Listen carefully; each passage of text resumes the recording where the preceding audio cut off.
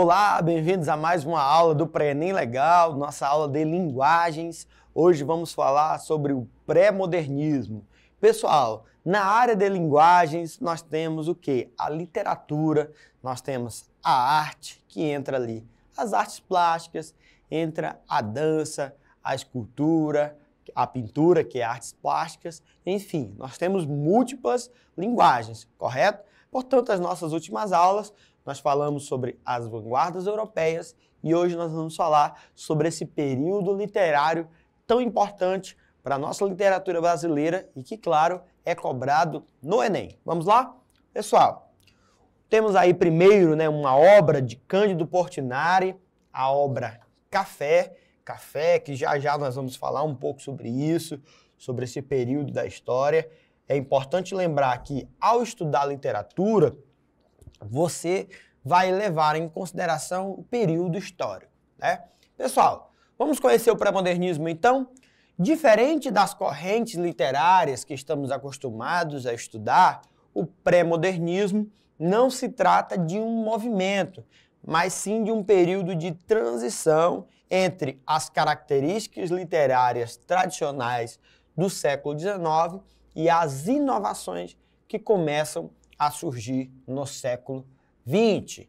Antes da chegada do movimento modernista, assunto das próximas aulas, que pregava a liberdade de expressão, vários autores já transitavam aos poucos para inovação temática, formal e linguística.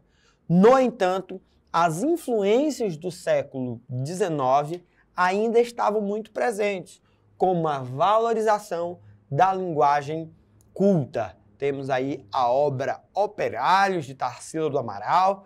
Falamos sobre Tarsila do Amaral na última aula, gente? A esse período de transição chamamos de pré-modernismo, momento em que começamos a perceber uma preocupação dos autores em valorizar elementos que constituem a identidade nacional. Nós temos aí a imagem da Guerra de Canudos. Por quê, professor?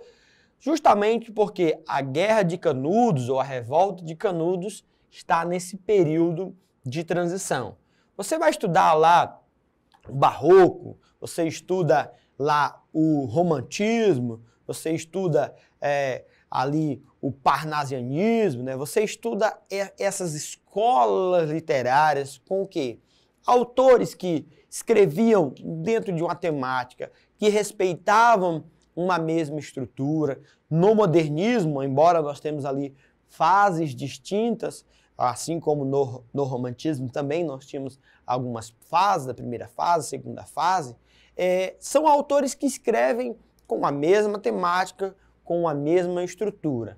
Por que o pré-modernismo não é uma escola literária e é apenas esse período de transição? E por que ela é tão importante? Por que outros períodos eles não são considerados, ali a transição, como períodos igual ao pré-modernismo?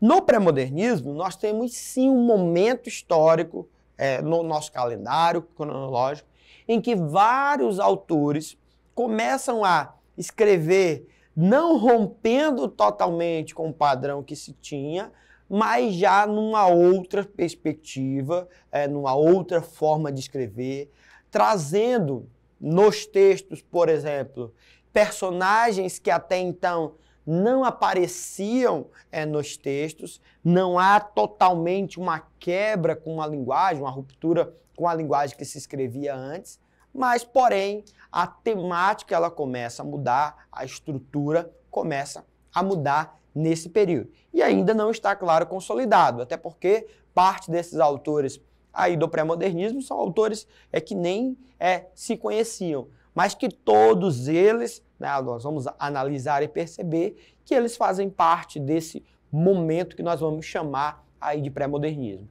Se você voltasse no tempo e encontrasse lá um autor do romantismo, você teria ali um autor que se identificava com essa escola literária, um autor romântico, um autor parnasiano. Nós temos autores que são auto-identificados como autores daquela escola literária. Nesse período, não. Se você chegasse ali no Euclides da Cunha e perguntasse, Euclides da Cunha, você é um autor pré-modernista? Ele talvez nem saberia o que seria isso. Né? Nós damos essa classificação para esse período literário de transição. Vamos lá. Pessoal, o que acontecia então nesse momento? Qual é o contexto histórico que acontecia no Brasil? Nesse sentido, o contexto histórico também contribuiu para um maior engajamento social na literatura, uma vez que esse período de transição começou em 1900 e terminou em 1922, ano da Semana de Arte Moderna, que já nós teremos uma aula sobre Semana de Arte Moderna. Entre os acontecimentos históricos que motivaram uma maior preocupação social no âmbito literário, podemos destacar a Revolta de Canudos, que vai de 1896 a 1997, a Revolta da Vacina, no ano de 1904, a Guerra dos Operários, em 1917, e o período da República do Café com Leite, no ano de 1894 a 1930. Pessoal, sempre que você estuda para o Enem, para o vestibular, é importante associar as áreas do conhecimento. Linguagens está relacionado muito ali, quando nós falamos de período literário, da literatura, a outras áreas do conhecimento. Por exemplo, lá em Humanas, você pode muito bem, se estiver acompanhando a nossa aula pelo YouTube, você pode muito bem pausar a nossa aula, pesquisar sobre cada uma dessas revoltas, fazer as suas anotações, observações, para uma melhor compreensão daquilo que nós estamos falando, correto? Vamos lá. Gente, quais são as principais características desse período, que nós chamamos de pré-modernismo? Preocupação e denúncia social, talvez essa é a maior marca desse período de transição. Uso de dialetos regionais nas prosas. O que é prosa, professor?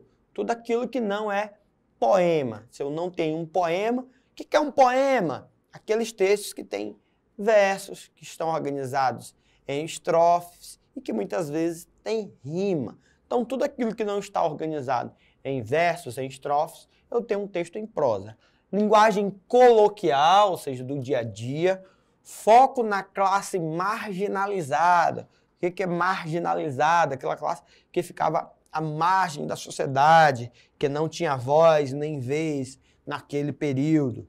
Foco na região Nordeste e um sincretismo literário. Nós temos aí na tela a capa do livro Os Sertões, do Euclides da Cunha. Sou suspeito para falar da obra Os Sertões, do Euclides da Cunha. É uma obra que cai muito em vestibulares, é uma das obras desse período literário de transição, talvez a mais conhecida, Os Sertões de Euclides da Cunha. Euclides da Cunha, jornalista, viaja para Canudos, passa ali pouco mais de um ano, acompanhando aquela revolta, aquele movimento, escreve essa obra em 3 partes distintas, A Terra, o Homem e a Luta, vai falar sobre o sertanejo, sobre a revolta, sobre suas lideranças, como alguém que observa, né? Não é um texto narrativo, não é uma história, é um texto descritivo, jornalístico, que trata ali da revolta de Canudos, né, pessoal? Então eu tenho uma obra importante nesse período de transição. Então temos aí os 5 principais autores que mais se destacaram no pré-modernismo: Augusto dos Anjos, Monteiro Lobato. Professor, mas eu vi Monteiro Lobato lá no modernismo. Pessoal, Monteiro Lobato é um autor muito importante na literatura brasileira, não só porque escreveu o Sítio do Pica-Pau Amarelo, personagens icônicos como a Emília, como o Visconde de Sabugosa, que é um clássico da literatura nacional, mas ele também tem um papel muito importante aqui no pré-modernismo, na Semana de Arte Moderna, que nós vamos ver nas próximas aulas.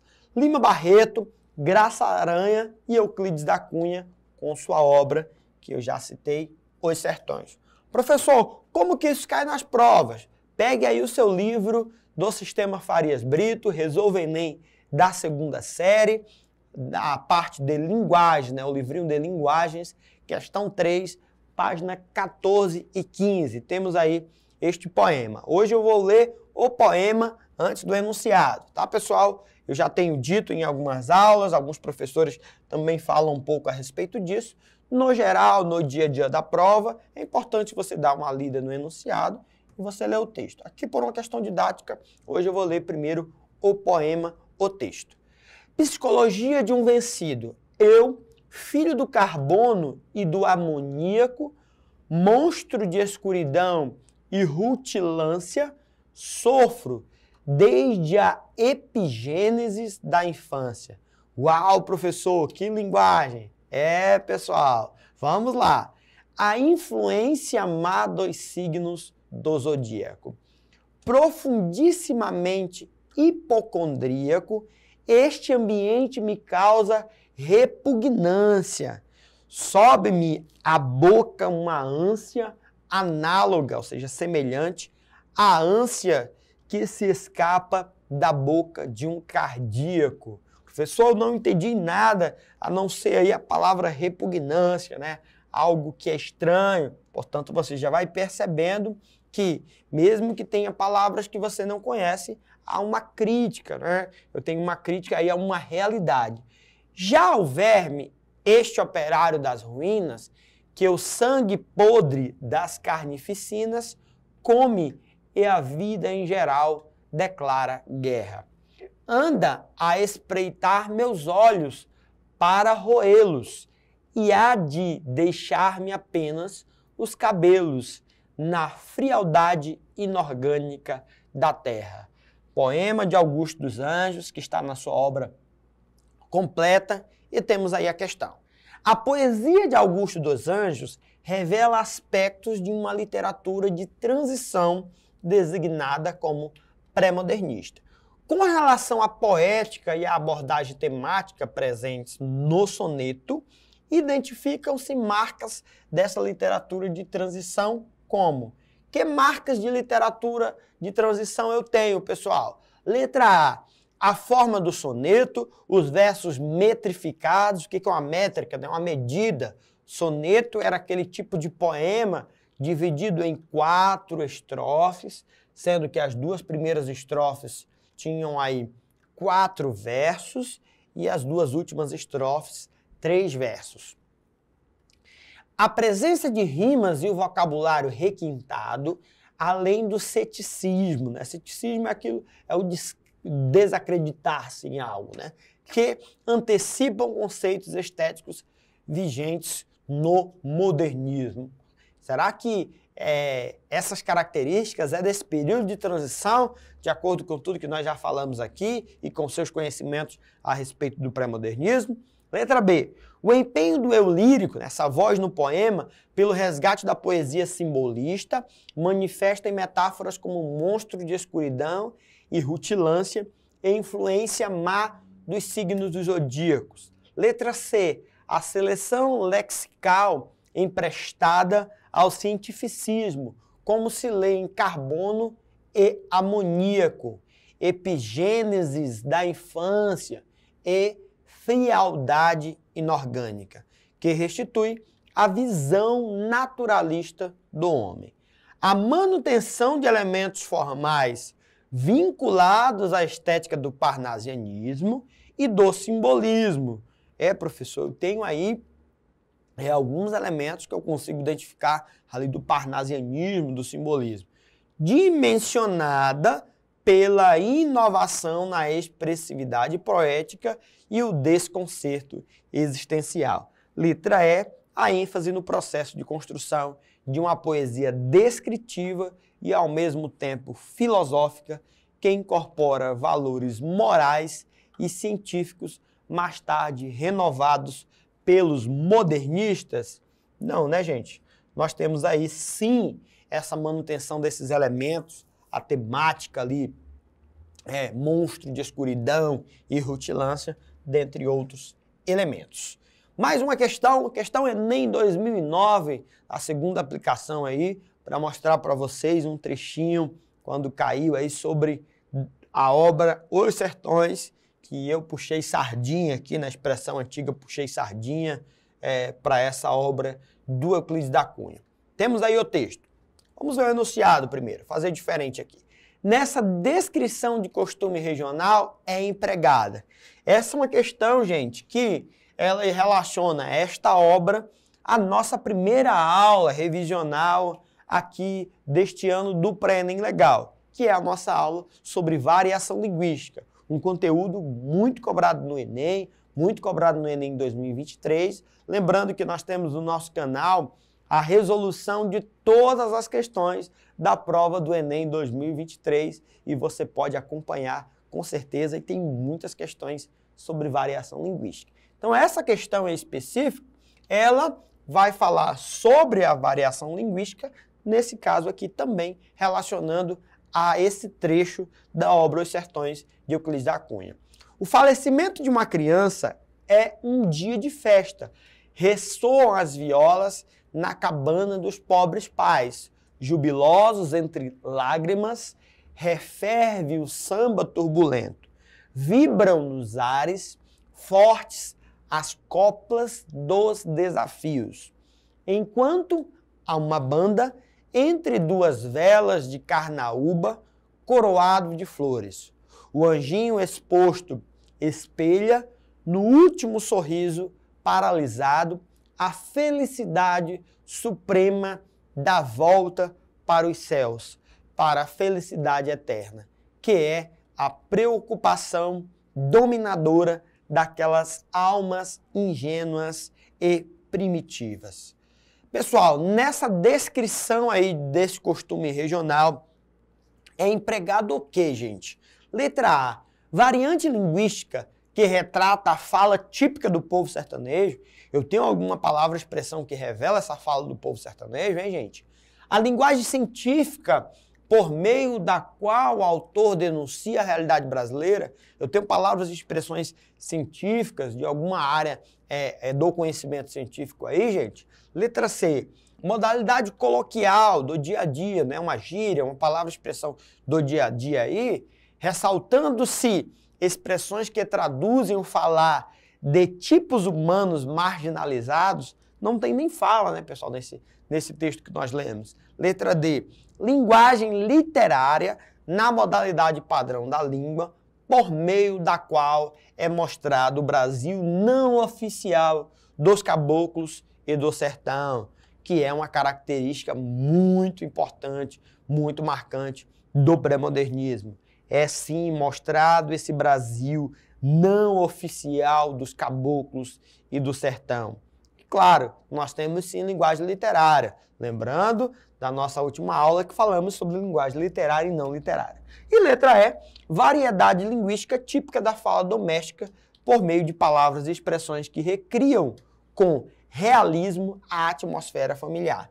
Esse texto que nós lemos, gente, tem palavras e expressões da fala doméstica?